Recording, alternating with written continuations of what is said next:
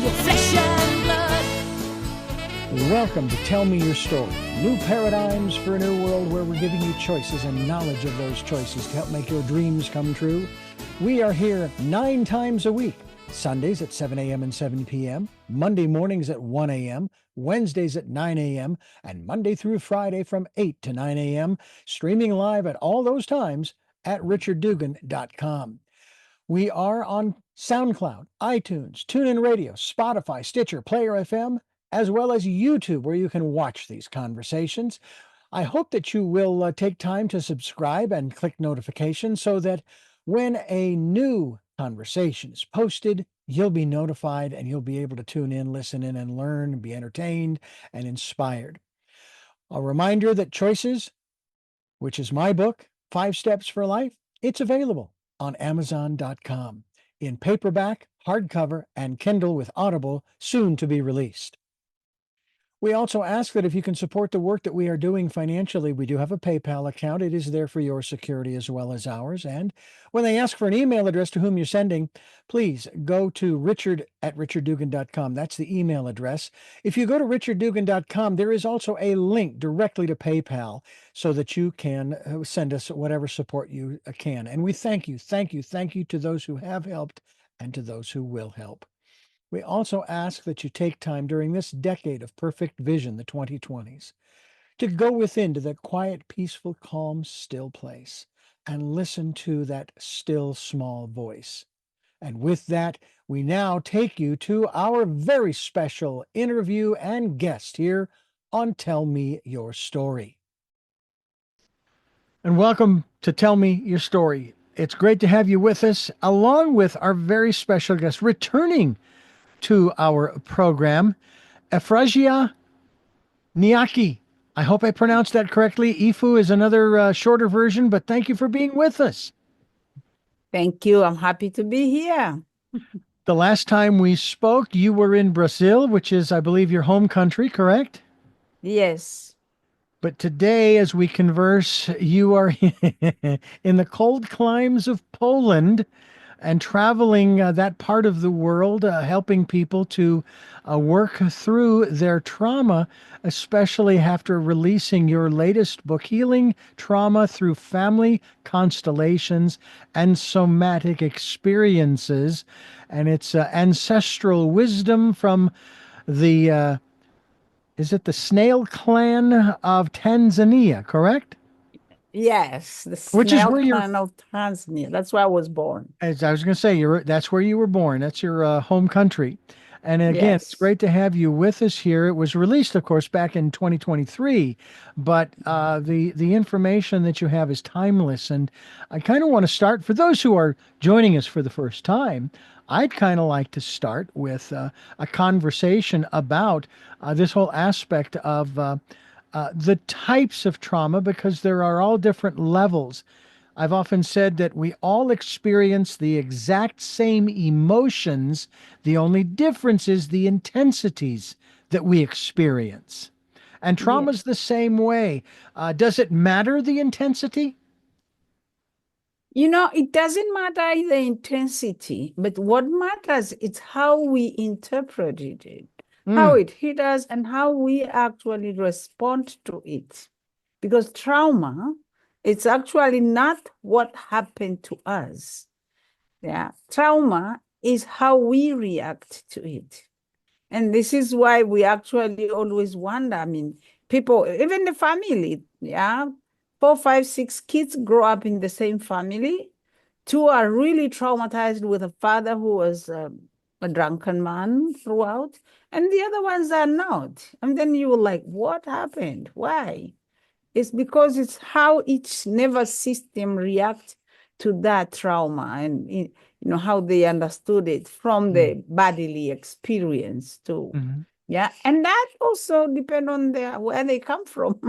Yeah, maybe they had other traumas prior to that, and therefore it's almost like they were fertile for this trauma that came later on in life. I could say that might be one reason, but other things we don't actually know. But that's how it is, yeah. So that says that, and correct me if I'm wrong, I don't want to be insensitive to people who have experienced trauma, but it Mhm. says that we can create a trauma out of, in a manner of speaking, out of nothing. We could watch a leaf fall from the tree and we could generate the emotion and energy that then Yeah. creates a trauma. Is that a fair assessment? Yes, that is fair assessment. But you see, the thing is, if people understand this doesn't come from the cortical brain, huh? It, Mm-hmm. it comes from really our nervous system and how mind, if I was born, and the moment I was born, there was a lot of problems, there were a lot of war happening around us. And I was such cesarean, and I went through all kinds of things. My nervous system became fragile. So, yes, I could watch a leaf falling from the tree and I could actually pass out. You see? So, Mm, my nervous system is not strong enough to withstand different things that are happening around me in life. And therefore, the way I respond to it is actually going to depend on my nervous system and how my nervous system understand it. And it's all very much unconscious. mm. Yeah. And as you said, I'm there with you. We have to be very careful not to judge other people. No. Like say, imagine, that little thing there and they're traumatized. How could that be? We should avoid saying those kind of things because, as I said, it is not their cortical brain. It is the body's reaction, body's response to it. And then, of course, the body's response is going to depend on how their bodies are strong, are resilient, are ready for that, or what else they have gone through and stuff like that. Therefore, we have to understand them in all ways too. Yeah. Mm. And that Mhm. is, to me, that's fascinating. It Um, is.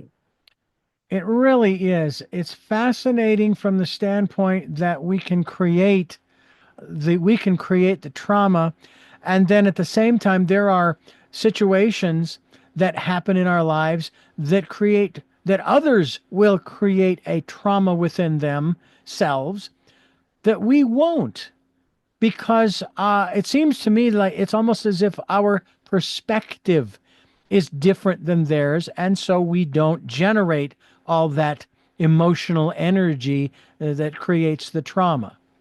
Yeah. Well, instead of calling it perspective, I will say resiliency in the body. So Okay. because it is the body, yeah, they have no resilience to withstand what things that come towards them. I mean, you have even the political situations in some countries.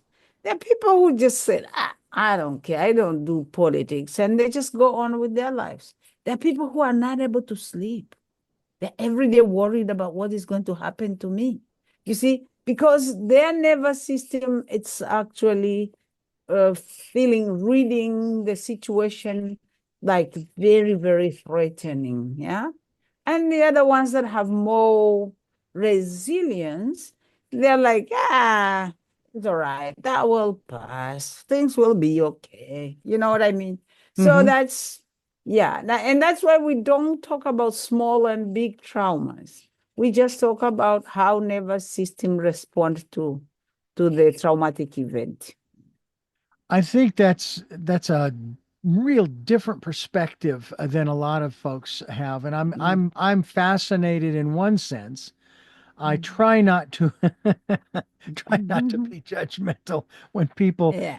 for Yeah. example, and it doesn't matter. I remember back in Mhm. I think it was the 1988 election, and I don't even remember who he was running against, but George Bush Sr. And my first wife actually cried because he was elected, because she didn't want him Mm. elected. And I'm thinking, really?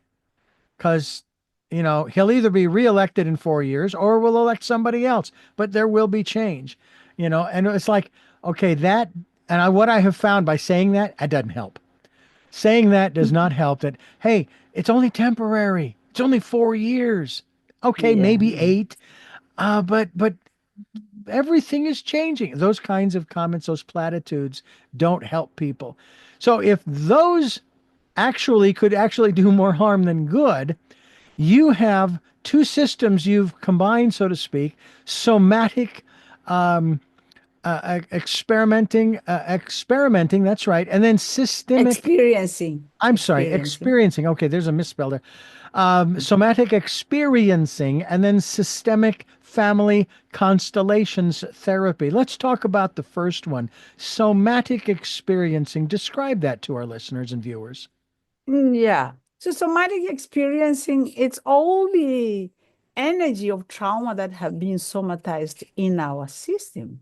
Like everything that comes up, like we're talking about political situation. So people have actually seen things happening and they somatize so much energy of fight or running away. They feel like they have to run out of here before things get worse.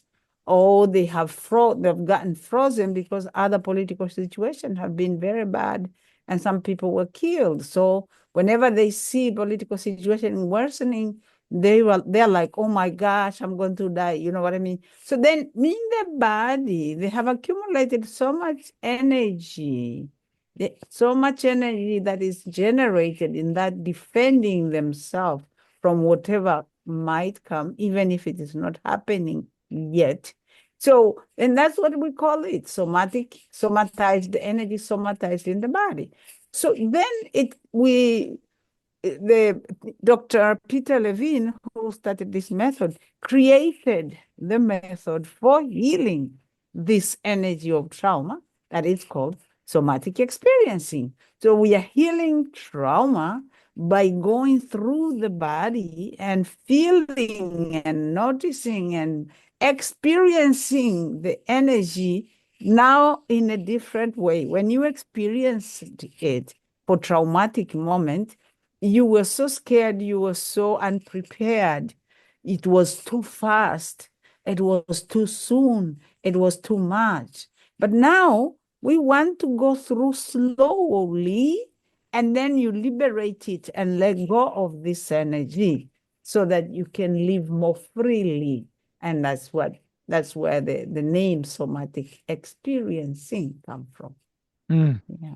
Well, I tell you that just that one system alone, that one example alone seems like boy, that would be great if I could just incorporate that. But you incorporate into that systemic family constellations Constellation. therapy. Yes. And Yeah. obviously, there is some relation to one's family or their tribe, if you will, or community. Describe for us systemic family constellations. Yeah. So systemic family constellation, it is also this method of healing trauma. This was also founded by Bert Hellinger from Germany. He worked in South Africa for many years as a missionary, and he actually found this method there and integrated with many other things that he learned in life, yeah, his own experiences. But this method, it really heals trauma, and these are the trauma that run through the family, you see. Somatic experience heal the trauma that they could be developmental trauma, they could be uh, shock trauma like car accident and all of that. But this family constellation system therapy, it heals traumas that are related with the family, that run through the system of family. I said somatic experiencing is for the nervous system of the individual. And the family constellation system therapy is for the family system.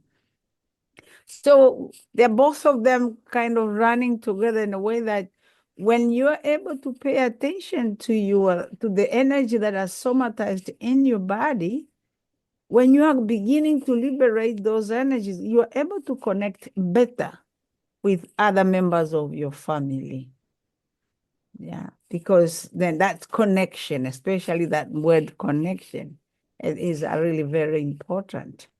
Yeah, so that's why we put them together, integrate together, because once you're looking at your nervous system and the other one you're looking at the family system and relationships among that, members of the family. We're talking with Efu Nyaki, and we're talking about the work that she is doing, as well as the book that you have an opportunity to get a hold of, if you will, Healing Trauma Through Family Constellations and Somatic Experiencing. And we hope that you will go to her website, which is healingtraumawell.com. We will be linked to that website, healingtraumawell.com. That is where we will be linked as well as we continue here on Tell Me Your Story. Yeah. I'm Richard Dugan, and we're talking with Efu Nyaki, and we're talking about this process of healing our trauma, getting through it. And we do, it seems to me, is that the wrong term? Am I using the wrong term, that we must go through it? Or do these methods you've just referred to, they allow us not to have to go through it, that we are actually able to release it? Ah, okay. I guess it's both sometimes, because you go through it, because if you can experience in your body just a little bit, we revisit it, not enough to re-traumatize, but just revisit that pain, that tension. Yeah. Like when we generate energy of defending ourselves, like if we could have run, or if we could have fight back if something hit us, or if we could come out of the frozen and do something. Yeah, so that energy is there, lots of energy. By the way, it's a lot of overwhelming energy that we carry. Many of us carry that kind of energy. So if we revisit it just a little tiny bit, yeah, and then when you feel it, then when we begin to feel it, we don't want it to overwhelm you again. We then go to what we call resource. Yeah, we find a resource, and then with that resource, you feel much better. And then your nervous system begins to relax and liberate all the energy that it is being carrying in the system. And then you are really free. Yeah. And it's good. I always like to talk like this and give some examples. This is very good. Like, for Please. example, yes, if you are working with somebody who talks about their grandfather being a very vicious person who went to the war and killed a lot of people. So then, this person might be feeling so negatively about this ancestor, huh? And they will be worried and have fear of him. Yeah. So first of all, I actually invite them to feel the energy in their body, or they feeling when they're really talking about all this energy of the ancestor that passed many years ago. And actually it's hard to experience this, because the fear now, it is mostly in the head, since who went through the experiences is the grandfather. You didn't go through experience it, but our mind tends to judge a lot. Oh, he's a bad person, why he did that, and all of that. So when the person is judging and I check with them, they might feel tense. And then I begin to apply the orders of love that I mentioned in the book in a vast way, in a very elaborated way. So the orders of love is that orders that help the love to flow freely. Yeah, they say that we really need to reverence those who came before us. So your great grandfather, no matter what behavior he had, but he came before you and he's big, and so we don't really need to judge him, because anyway, we don't actually know why he did what he did. We don't know. Maybe he was provoked and his enemy and all that, and he had to. So if I begin to really bow to him and say that, my dear grandfather, I won't judge you, but I will just take your strength because I have your DNA. Okay. So I'm turning that from something negative to resource. Yeah. So when people said, yeah, you're right. I guess I have his DNA. And when I said he's a bad person, I guess I also am bad then if I'm looking at it that way. Then I said, okay, so then let's go, let go of the judgment and just kind of bow a little bit, saying, I recognize you. And whatever you did, though, I will let it be with you because I cannot do anything about it. I will let it be, and then I will take your strength with grateful heart, with grateful, my bones, my energy that I have came from you, went through my grandfather and my father. So I'm grateful. Whatever else happened doesn't belong to me. So thank you, my grandfather. They go like that. So I asked them, now, how do you feel in the body? So that is somatic experiencing. To notice the experiences in the body now is you change from cortical brain that is judging to a cortical brain that is accepting and seeing the positive side of the other person. They actually begin to feel well. They said, oh yeah, I feel actually well. I feel strong. I feel good. And then say, okay, this is it. This is how we really heal. From negativity to positive thinking and positive outlook, especially when we were into negative judgment. Okay, does that example help to Yes, elaborate? it does indeed. And what's interesting about it is that the individual who takes on, shall we say, takes on the trauma of the grandfather in this example. Yeah, yeah. Um, one of the things that occurs to me in that regard is, and again, I wouldn't say this to the person, but it was just be an observation on my part, is that the grandfather handled it the best way he knew how with what he had. In other words, my parents, they only had what they had to work with to raise us six kids. Yeah. Okay? They did the best they could with what they had. The grandfather did the best he could with what he had. Now, Exactly. still going through that process you just described, that's a beautiful thing to talk about. And we want to talk about some other things as well. One in particular that I'll be honest with you, it seems like it's permeating at least the Americas in a big way. We'll talk about that as we continue talking with Efu Nyaki here on Tell Me Your Story. I'm Richard Dugan, and Efu Nyaki is my guest here on the program. We're talking about healing trauma. You heard me right. Yes, believe it or not, it is possible to heal trauma. Healing trauma through family constellations and somatic experiences. That is the title of the book. And Healing Trauma Well is the website we'll be linked to. You can get yourself a copy. But I want to ask you about something that seems to almost permeate our society here in America, in particular, the United States, not all of America, the North, Central, and South. Depression, because people are feeling anxious over, whatever it is that they've chosen to feel anxious over. And they're taking medications and they're having to do this and that and the other thing. And the thought has occurred to me too, Efu, that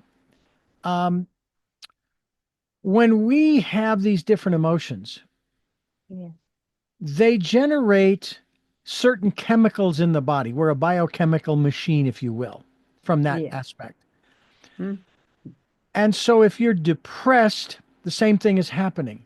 Your body is generating certain chemicals that in some instances tend to almost support the depression. They keep it going. So then we have to take outside pharmaceuticals to counteract that instead of doing working through what you have discovered. Talk to us about the influence of depression on our not only our bodies, but certainly in reference to, say, cultural values. Because I don't know.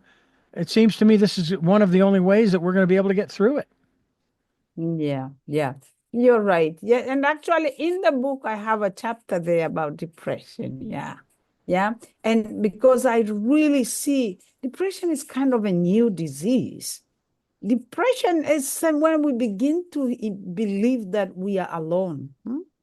And of course, we believe that we are alone because of the traumas, whatever happened in our childhood, and when we have been hurt, and then we keep the anger and revenge kind of energy and rage. It's in there. So, like you said, it's true. When you're so angry at something that happened in the past, which you have right to have that anger, your system is just liberating all these adrenaline, cortisol, all these really big type of hormones that are constantly making you feel tense, and you just don't feel the joy of living anymore.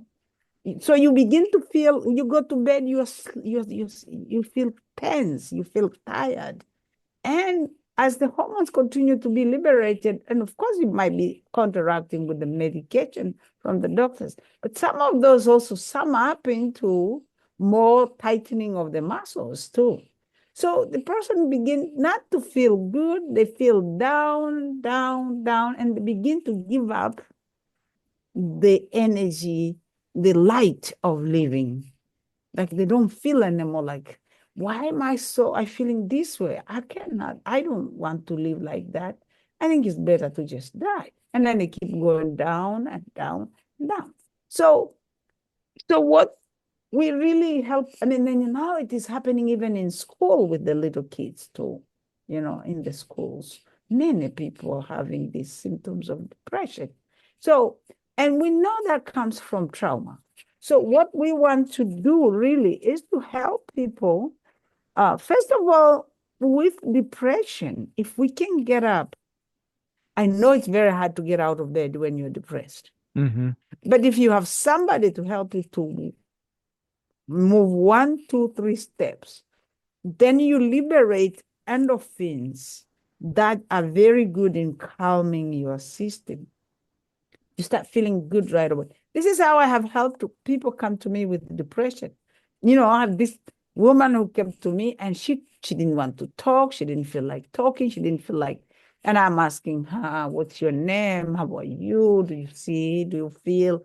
And just looking at me. And then I just said, all right, you don't have to say anything. I know, I understand how do you really feel all this pain of trauma, life. So just stand up. And then I just started doing some movement, forcefully kind of just moving. But after about 10 minutes of doing just small movements, she started liking it, and she started keep moving and moving and moving. And then when we sat, she was able to speak. Yes, now I feel much better. I wish I could have done this before. I don't know, nobody encouraged me. I live alone, and this is very hard. So you see, even things like that help them to begin with. I know I'm not saying just doing those exercises, it's already a heal of trauma, but it is one movement that will help us out of it. And then from there, you can allow them to share their story slowly and be able to liberate the energy of trauma that is trapped in their system, that is really, how do you call that, weighing them, weighing their system so down that they don't have energy for life to be able to live. Yeah, yeah. And as I said, the traumas that create depression are many. The whole question of suicides, people take out their own lives. That also, like sometimes if there was a death in the family and it was not dealt with, sometimes one of the family member kind of follow into that. There are many, many reasons. And then, of course, all the deaths that have happened in the war and in different happenings, sometimes people take on that energy. So I mean, depression is a systemic problem. It's not one person's problem. So we have to be careful not to blame those who have depression. It's not their problem. It's systemic problem.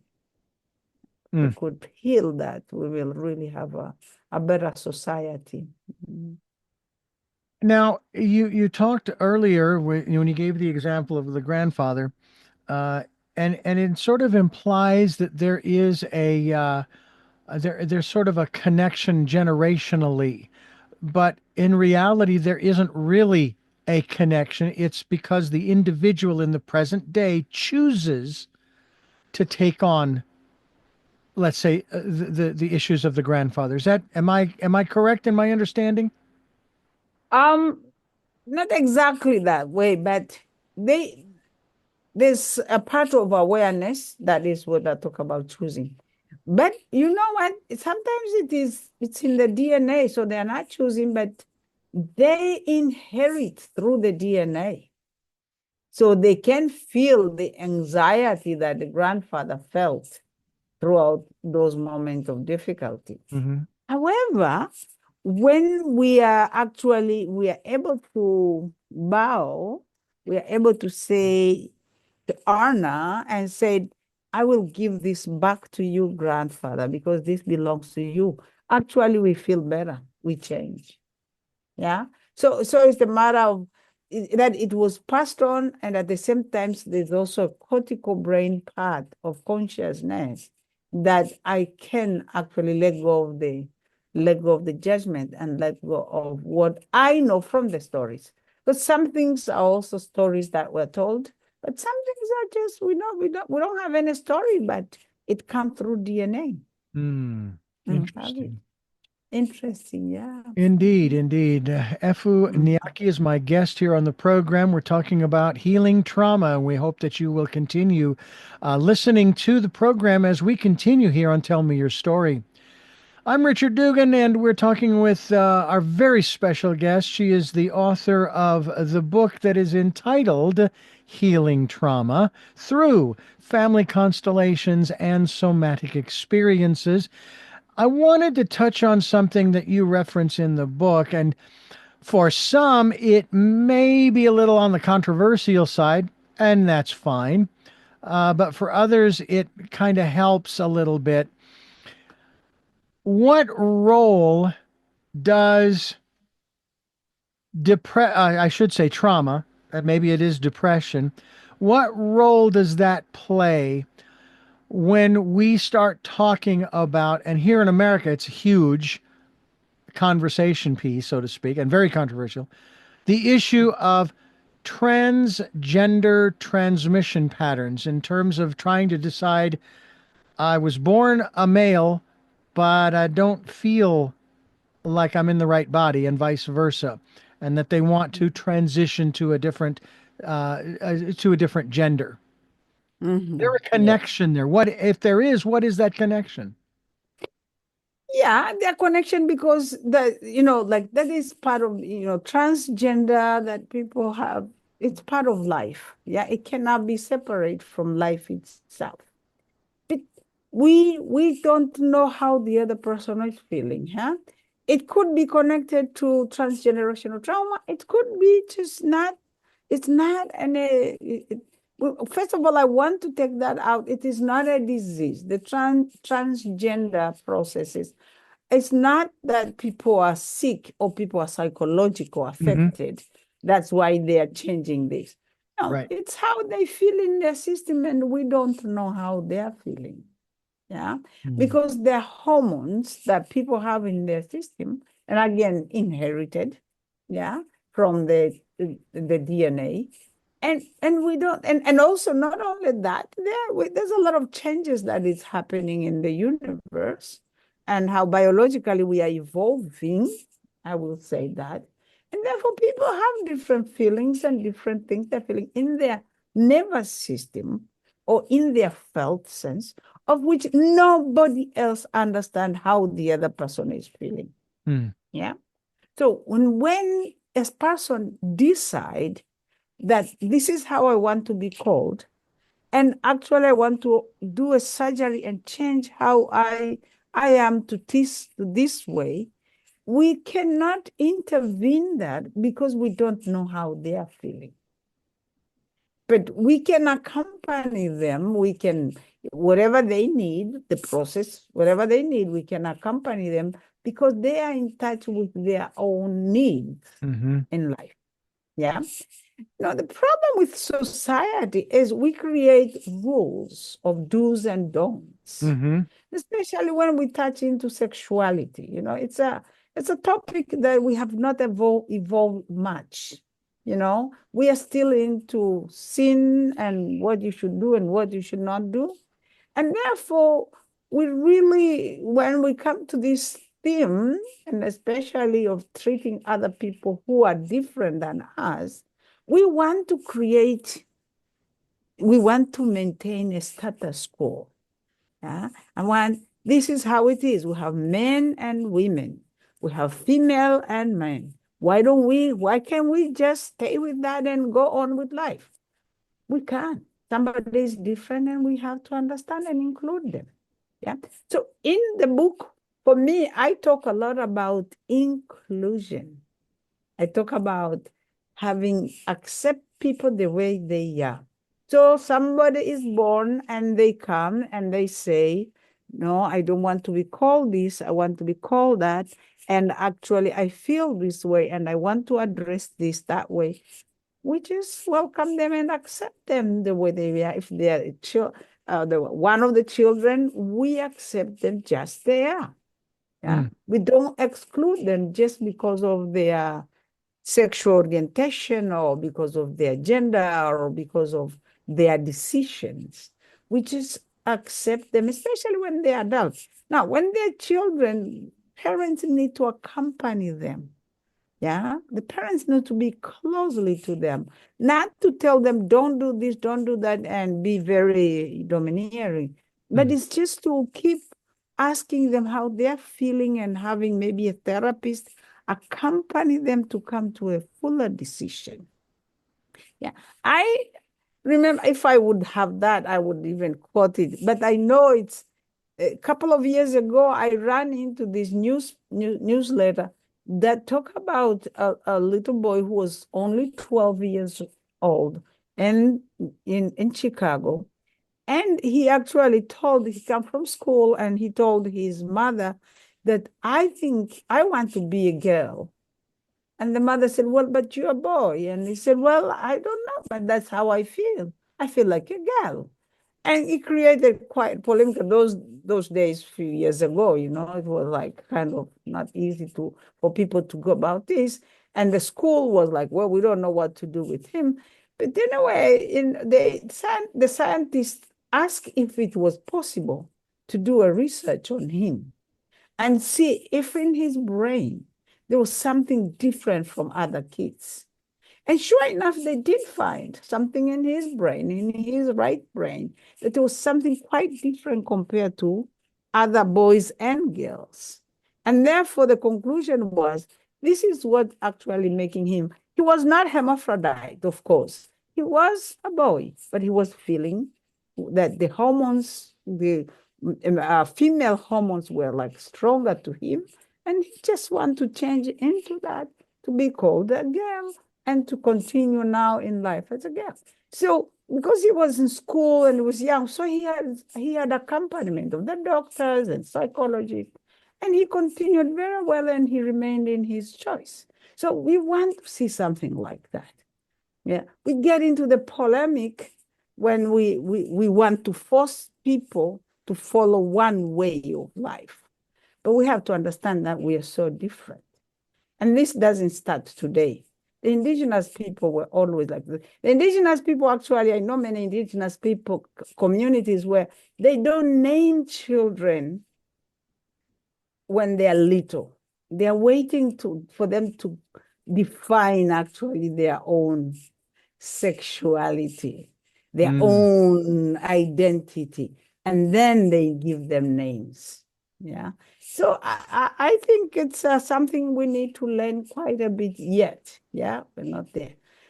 Yeah. And it's nothing to fight about. It's something to welcome everybody the way they come and their desires. Efu Nyaki is my guest, and we're talking about healing trauma, and we're doing that here on Tell Me Your Story. I'm Richard Dugan here with Efu Nyaki, and we're talking about trauma. We're talking about the things that trauma brings about, and depression is one of them. And of course, the hard part for me in the conversation such as what you just shared with us, and again, I am certainly understanding where you're coming from, is that judgment aspect. And the one thing that really strikes me that a lot of people don't understand, and I learned this in biology, and I don't remember if it was in grade school or high school biology, and I believe it's still true, that when we are initially created and there is a gender assigned by nature, the very first gender is female. We all started out as females. Interesting. And so, in a manner of speaking, and I say this a little tongue in cheek just to keep it light, that young boy was tapping into his early stages of existence. That's all. He knew that he Beautiful. started out as a girl, as a female, and that's where he wants to go back to. Now, certainly we can get into all of the other psychological and legal ramifications and all of this stuff, Right, right. but there are ways to support individuals who do not feel that they're in the right gender body or in the right skin. And I actually equate it to a cosmetic surgery that I used to have a problem with other people getting it, because I'm thinking, maybe you should seek some therapy because you think that your nose is too big or your ears are out too far or whatever it is, or a woman needs a breast enlargement or reduction or whatever the case might be. Mhm. And then I got to thinking about that, thinking, well, no, wait a minute. If she doesn't feel comfortable, let's just say wearing a yellow trench coat, she's going to take it off and put on a green one. What's the difference between that and maybe making the nose smaller or the breast smaller or pinning the ears back? Matter of fact, I still remember a young man. I was in grade school at the time having an eye surgery, and my roommate in the room I was in, his ears stuck out, and he was there having surgery to pin his ears back a little bit more so they didn't stick out. Now, on the face of it, I'm thinking, well, wait, maybe he's just to get used to it. I mean, yeah, and then I'm thinking, hey, I'm getting bullied at school because I have low vision and I'm carrying big print books and all of that stuff. I can only imagine what he must be going through, and Yeah, that may help to stop yeah, that business and he'll yeah, be experiencing less trauma. yeah, So the yeah, dynamics are exactly. very interesting in all of this, Yeah. from society as well as from ourselves, as we choose or not choose to take on a traumatic position, shall we say, Mhm. or not, and say, no big deal. The elevator's falling. Hey, what's the big deal? Yeah. Mhm. Or screaming and yelling at the top of your lungs that the elevator's falling. Um, I will tell you very briefly, when my wife and I were in Ireland back in 2004, we went out to one of the islands to the west of Ireland, and they had this big granite fort. It was just stacked stones, but they had this huge granite slab that was sitting right on the cliff. And the slab actually stuck out about 5 or 6 feet. Wow. And without any fear, I went out, I sat out on the end of that slab with my feet dangling over the edge. And the only thing below me, hundreds of feet, I don't know how many, was the ocean. Wow. And I had no fear. And I was taking pictures, of of where I was sitting, around Mhm. me. Mhm. When we got back to our cottage that later that afternoon, we went to bed. That's when the fear set in. There I was safe and warm in my bed, and now I'm afraid of falling off of that granite stone and landing in the Atlantic Ocean. I have never understood why that happened. That is trauma. It was, Exactly trauma. Now that you understand trauma. yeah, Yes. Yeah. Yeah. and Yeah. that's what's fascinating is it does not necessarily happen at the moment that we are Mhm. experiencing the particular event that we are Mhm. generating the trauma over. it can be delayed. It is delayed. It's later on your body when you come out. That moment, sometimes we are not actually in touch with the fear at all. There's something in the body, we don't know, it takes over, you're not. But when you move away from it, and then maybe you have, I don't know, whatever it was in your quotation, something could have triggered a little bit. And then that fear comes up. Yeah. And then you begin to tremble and you begin to feel like, oh my gosh, I could have died. What did I do that? Is that what we're calling post-traumatic stress syndrome? Yeah, it's post-traumatic syndrome, right? Because it comes later, it's after trauma. When somebody looked at you doing what you were doing, they go like, oh my God, that guy. Your cortical brain, when you were doing that, sitting there taking pictures, your cortical brain is saying, oh, this is all right and no problems. But your body, your physical body knows that it was not all right. With our physical body knows that what is threatening and what is dangerous, the body knows. But the cortical brain sometimes is not connected. And that's why when we are hearing trauma, we want to connect with the physical body because that's where the trauma is stuck. Wow. Yeah. It's amazing even this moment what's going through my mind as far as that specific experience on the slab, Yeah. and so forth. And again, not having any fear at that moment. Of course, all I'm hearing from behind me is my wife saying, "So where did you put the life insurance policy?" Because she's worried like crazy that I'm going to slip and fall, and Of that'll be that. course. Of But course. Yeah. I will say it was an extraordinary experience. I wouldn't trade it by any means, No. because it was such a wonderful place to be, and to at that moment not have that fear, to be able to experience sitting there, in a manner of speaking, on the edge of the universe with Yeah. nothing below me but the water. Yeah.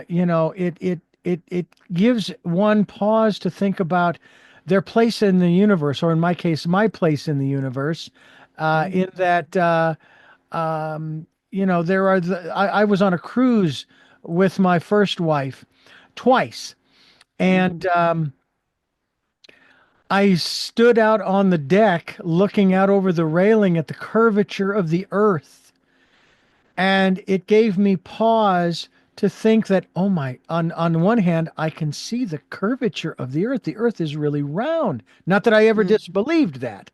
But then there was the other part that said, this was now the fear-laden part that said, and if I fall overboard, I'm out here in the vast Pacific Ocean, a tiny little nothing in the vastness of all this water. They're never going to find me. This will be my final resting place. That kind of thing.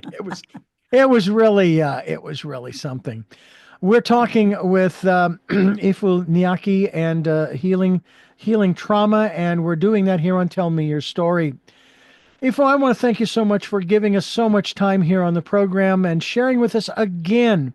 I really enjoyed our first conversation. Of course, you were a lot warmer then, and now you're all bundled up there in Poland.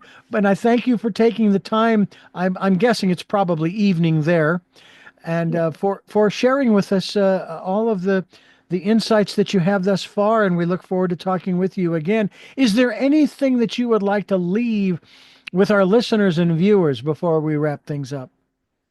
Yes, I just want to say that I think we are living in an era where we are really lucky. Many years ago, these traumas were always there. But people never knew what was happening. I remember many people will have a lot of symptoms in their body, and people like, what are they crazy? Are they getting crazy? What is happening to them? And nowadays, I just know whoever I found that they have different reactions in their body, that the doctors cannot find reasons at all. I always say that is trauma. Let's work on it.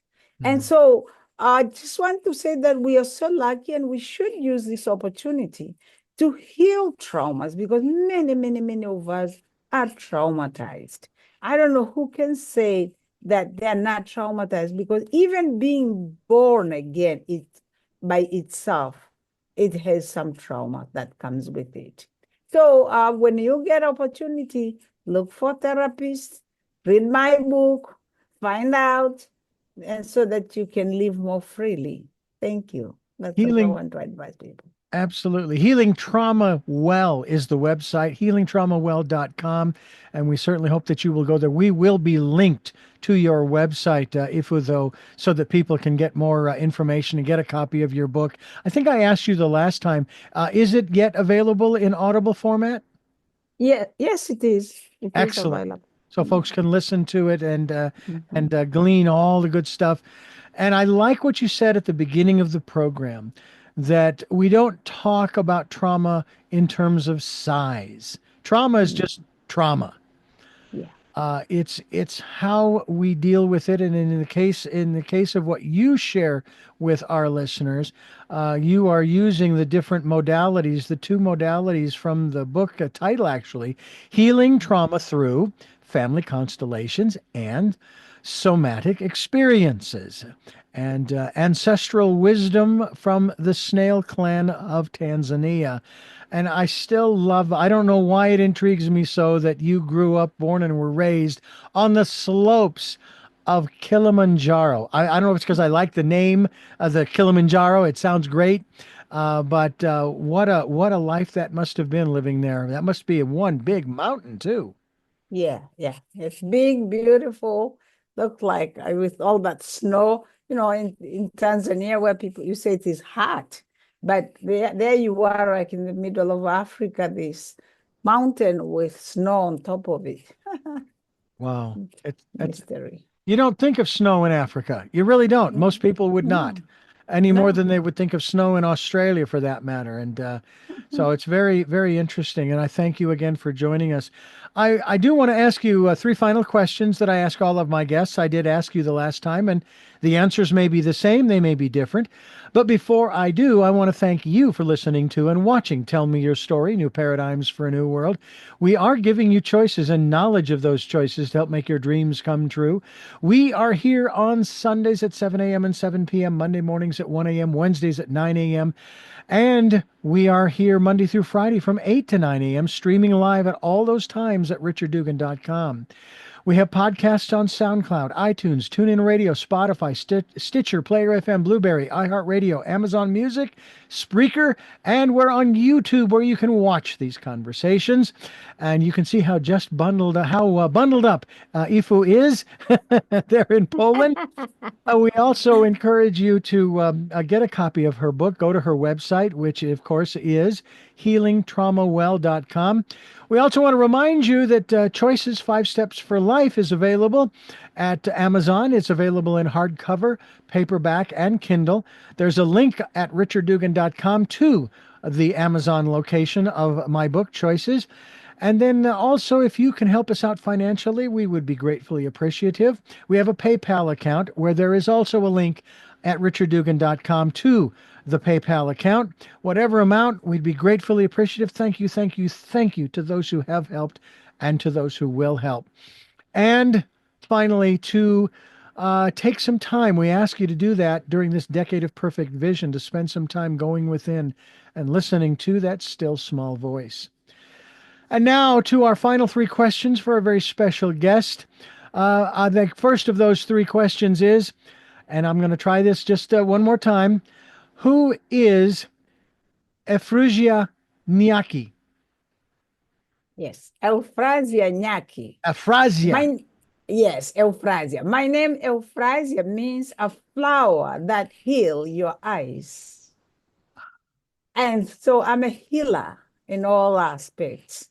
And I dare to say that because I have this energy I know comes from my ancestors, comes from God, comes from the universe, and I use it as I travel all over the world. Well, Efrazia, thank you for that. Also, what gets you up in the morning? What gets me up in the morning is the strength I have from my ancestors. Hmm. And finally, what was your best day? My best day, my best day was yesterday and today as I woke up Hmm. and I said, I'm alive. Mm. And every day I wake up, I say, I'm alive. So it's my best day. I'm alive. Well, we are glad for that. And we thank you so much, Efu Nyaki, for joining us here on the program. And I thank you for listening to and watching Tell Me Your Story, New Paradigms for a New World. And until our next broadcast, podcast, videocast, love to Lal. Jeanette, I am still listening. Dad, continue to be happy because I am. Mike, thanks for letting me in your life. Smokey, I'll see you on the other side. And to my dear friend Zorro, aho, aho.